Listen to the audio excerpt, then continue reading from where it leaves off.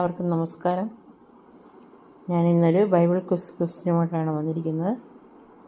അത് എന്താണെന്ന് വെച്ചാൽ, ഉൽപ്പത്തി പുസ്തകത്തിനകത്ത് 6-ാമത്തെ അധ്യായത്തിൽ പറഞ്ഞിട്ടുണ്ട്, ഭൂമിയിൽ മനുഷ്യർ പെരുകി തുടങ്ങിയപ്പോൾ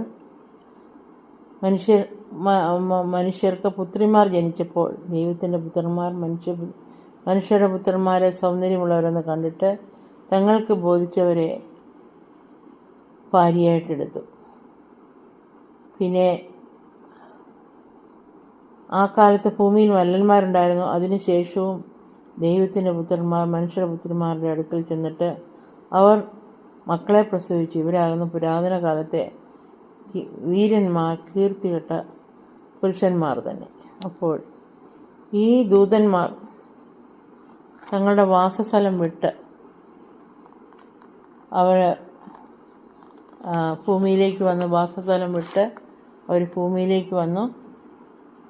അവരെന്താണ് ചെയ്തത്? തങ്ങളുടെ വാഴ്ച കാത്തുകൊള്ളാതെ സ്വന്തം വാസസ്ഥലം വിട്ടുപോയ ദൂതന്മാരെ മഹാദിവസത്തിൻ്റെ വിധിക്കായി എന്നേക്കുമുള്ള ചങ്ങലക്കിട്ട് അന്ധകാരത്തിൻ്റെ കീഴിൽ സൂക്ഷിച്ചിരിക്കുന്നു.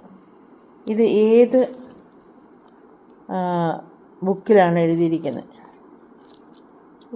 ഏത് ബുക്കാണ്? ഇതിൻ്റെ പേരെന്താണ്? എത്രാമത്തെ? ഏത് ലേഖനത്തിലാണ് ഇത് എഴുതിയിരിക്കുന്നത്? ഈ ലേഖനം ഏത് ലേഖനത്തിലാണ് ഇത് എഴുതിയിരിക്കുന്നതെന്ന് നിങ്ങൾ അറിയാവുന്നവരെ കമൻറ്റ് ബോക്സിൽ ഇടും. കമൻറ്റ് ബോക്സിൽ ആൻസർ ഇടൂ. ഇതിൻ്റെ ആൻസർ ഞാൻ പുറകാലെ പറയുന്നതായിരിക്കും. എല്ലാവരും ദൈവം സമർത്ഥമായിട്ട് അനുഗ്രഹിക്കട്ടെ. God bless you. Have A wonderful day. Bye bye.